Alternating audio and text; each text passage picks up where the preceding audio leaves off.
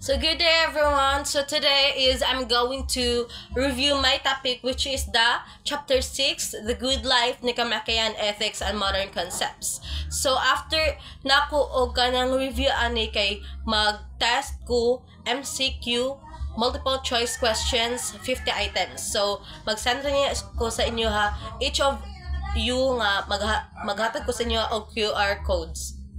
So, okay, let's start. Nicomachean Ethics and Modern Concepts. So, Aristotle is an important ancient Greek philosophy. So, kisaraguto ang one of the important ancient Greek philosophy, si Aristotle. So, anyway guys, ang Nicomachean Ethics, mao na siya ang libro nga iyahang gihimo ni Aristotle. So, he is one of kanang work spans from natural philosophy to logic and political theory. So, he attempted to explain what the good is. So, siya gihapon ang nagkuan anisa what is the good is. So, he also state he also state this quote, all human activities aim at some good. So, ang pasabot ani, ang meaning ani nga quote kay kanang namuto rin siya quote guys. So, kanang ang tanan nato gibuhat sa life kay naa jud say purpose kay to achieve kanang kuan gali to achieve something good kay like mag-study ta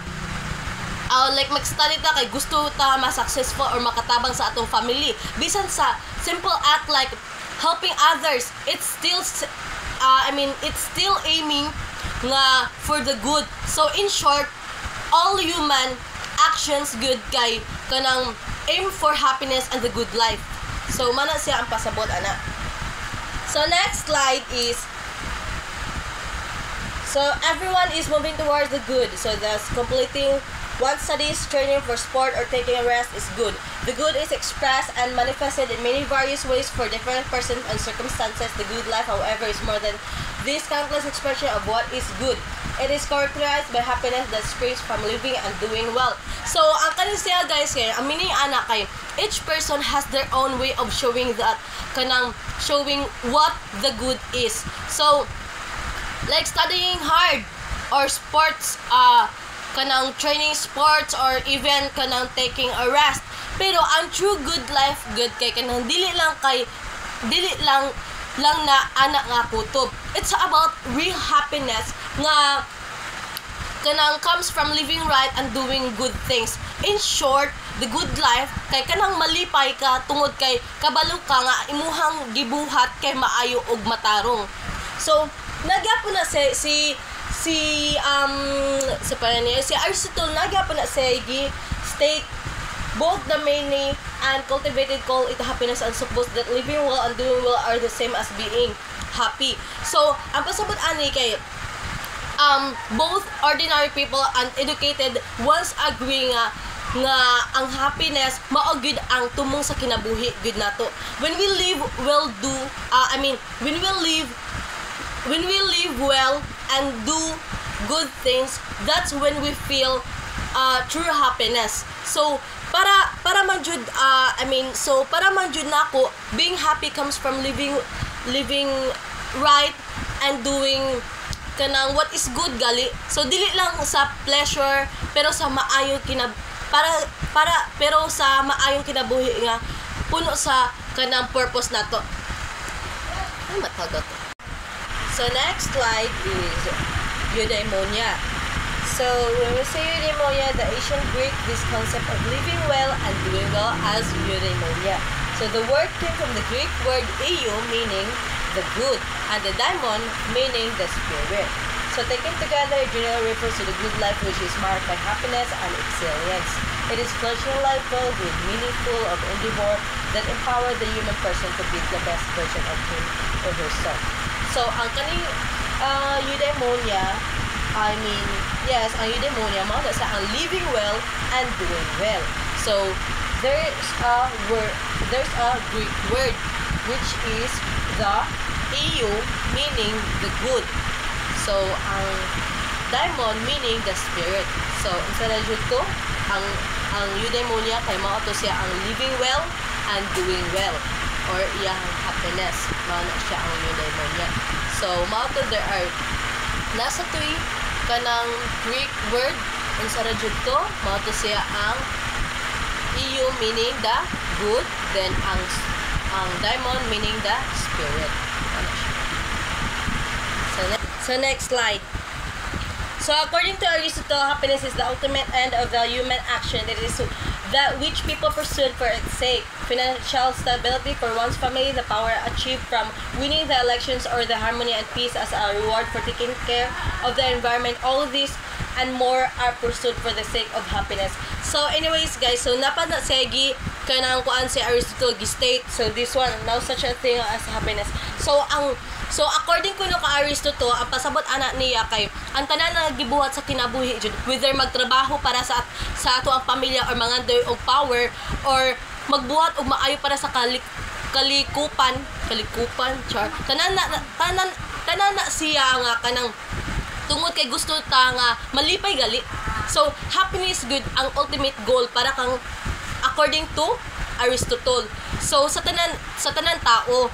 So in short, ang tanan natong paningkamot og sakripisyo kay para ra gud sa kalipay nga makahatag og kahulugan sa atong kinabuhi. Kahulugan. So mana siyang pasabot. So next slide. Happiness defines a good. This happiness, however, it is not the kind that comes from sensate pleasure. It is that which comes from living a life of virtue, a life of excellence, manifested from the personal to the global scale.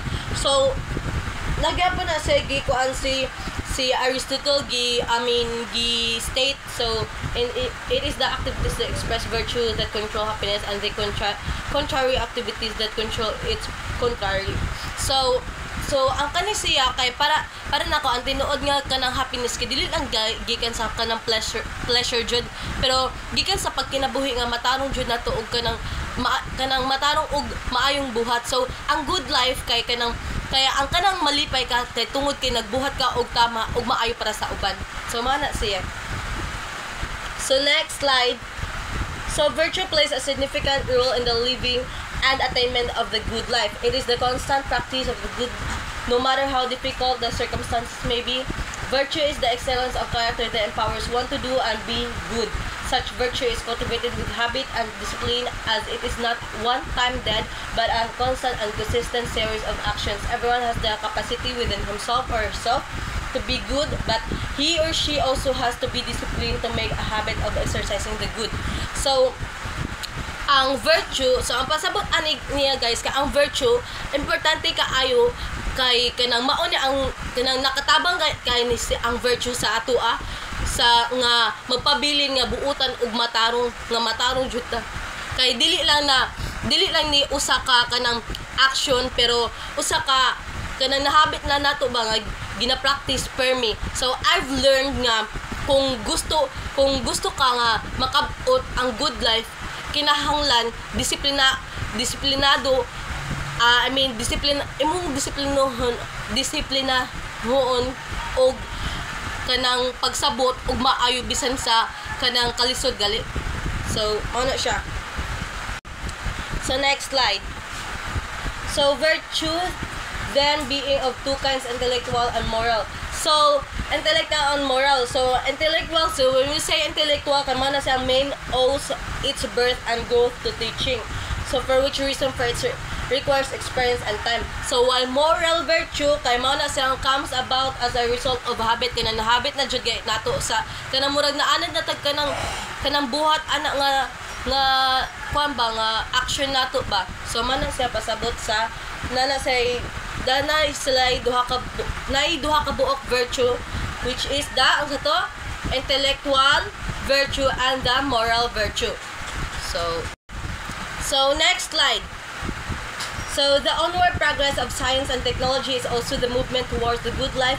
Science and technology are one of the highest expressions of human faculties. They allows us to thrive and flourish in life if we do desire it. Science and technology may also corrupt a person, but grounding oneself in virtue will help him or herself steer clear of danger. So para nako ang pasabat ani kay ang science and technology kay makatabang gyud sa tawo nga maabot ang good life kay through them. Mas nindot man jud kanang mas nindot ug masayon ang atong kinabuhi. Pero nakat-on ko nga kanang wala tay virtue or kabubuton nga magbuhat og tama. Pwede pod siya mahimong dautan. So dapat while we use science and technology, we stay guided by goodness and discipline para ma-reach gyud nato ang tinuod nga good life.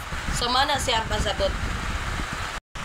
So introduction to the film, directed by Damon Gamillo, where he consumed 40 teaspoons of sugar daily for 60 days from healthy market foods. During the experiment, Gamillo gained weight, developed a fatty liver, and experienced mood swings and fatigue, demonstrating the adverse health impacts of hidden added sugars.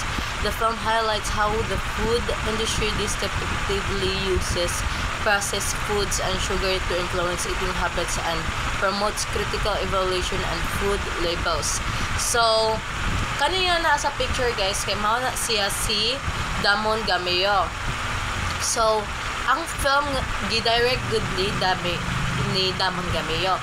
So, kanin si Damon Gamillo kay mao ni siya ang nag-experiment nga mukaon og 40 teaspoon of sugar every 60 days. Pero dili gikan sa candy of soft drinks o kundi gikan siya sa mga pagkaon nga gi-market as healthy. So, sa paglabay sa 6 days kay kanang iyang lawas kay nagbag-o ni dako iyang timbang ni nagka-fatty liver siya ug naka-experience siya mood swings ug kakapoy. Mao na si Damon Gamillo. So dinha nato makita og usa ka delikado ang hidden sugar nga naa sa processed foods. So mao na siya. So next slide, Aristotle eudaimonia. So Aristotle said the goal of life is eudaimonia or human flourishing.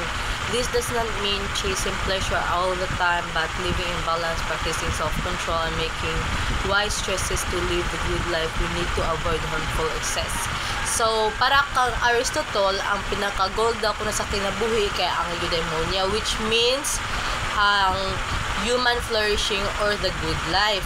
Pero dili pa sabot nga sigilan pagpangita og pleasure or kalipay kuno kang according to Aristotle na. So instead nga ang tinuod nga good life kuno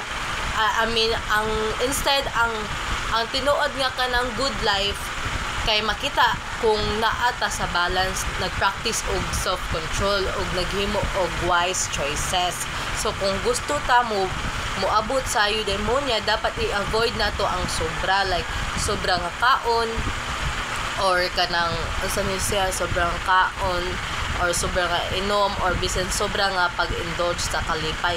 Kay kung sobra mahimo na siya harmful o dili pa makatabang sa atong pag-grow sa as good human beings. So mao na kang Aristotle according for him. So next slide, the problem of overproduction and overconsumption. Industries produce too much sugar and add it to most foods because it's cheap and everywhere. People consume more than they realize. This leads to serious health problems instead of helping people flourish. Industries focus on profit. So, ang problema daw kuno sa overproduction o overconsumption guys, kay daghan kaayo siya sugar nga giproduce sa mga industries. So tuod kay barato ug sayon hara ihalo. So gibutang nila halo sa tanan pagkaon. So ang resulta ani ang mga tao naka-consume o mas daghan nga sugar kaysa sa ilahang nahibaw-an. Pero in short, ang sobrang nga production o consumption sa sugar kay obstacle gay sa ato ang eudaimonia. Kay dili siya naghatag og true well-being kundi naghatag siya og sakit. Na siya ang problem of overproduction and overconsumption. So next slide, barriers to the good life. Eating too much sugar causes obesity, diabetes, mood swings, and even cravings like addiction. It harms our bodies and weakens our ability to think and choose well. Instead of focusing on long-term well-being, many chase short-term pleasure. This is opposite of also idea of the good life. So kani siya guys, ang barriers to the good life kuno, ang barriers to the good life makita nato kung magsigi tagkaon og sobra nga sugar. Kay ang resulta ana ang resulta jud ana kay mo na siya katong maka cause siya og obesity, diabetes, mood swings nga ato ang gipang crave nga ato na gyud na addict ba og kanang murag crave ta ana nila ba. So dili lang lawas na to ang maapektuhan, apil pud ato ang mind, ma-weak ang ato ang ability to think clearly o to choose wisely. So instead of focusing sa ato ang long-term well-being, daghan kayo mga tao nga mas ginapili na nila ang short-term pleasure like tamis na pagkaon or instant satisfaction. Pero kini nga giingon ni Aristotle nga good life, para niya ang good life kay dili lang pleasure kundi balance, discipline og wise living. So para ma-achieve ang tinuod nga happiness, mao na kang Aristotle, mao na iyang idea of the good life. So next, regulation and responsibility. To move towards eudaimonia, both industries and individuals must take action. Industries should regulate sugar, put clear labels, and promote healthier foods. Consumers should practice moderation, read labels, and make wise choices together. Both sides can help society live better. So, para makamove on ta towards eudaimonia or the good life, kinahanglan both industries o individuals na ma-actionan jud na must take action. Kay sa side sa industries, dapat i-regulate nila ang sugar levels, magbutang og klaro nga labels ug i-promote ang healthier foods. Dili lang kay puro profit ilahang nauna, kundi apil pod ang well-being sa consumers. Sa side sa consumers, kita mismo kinahanglan mag-practice pud tagbasa-basa sa mag-practice pud tagbasa-basa sa kanang sa food labels ug maghimo og mga wise choices. Kung magtinabangay ang duha, industries and consumers, mas possible siya nga ang society maka-achieve o better life nga mas duol sa idea ni Aristotle nga eudaimonia. Mao na siya. So lastly, conclusion. So to conclude, overproduction and overconsumption of sugar stop us from achieving the good life because they harm our health and balance.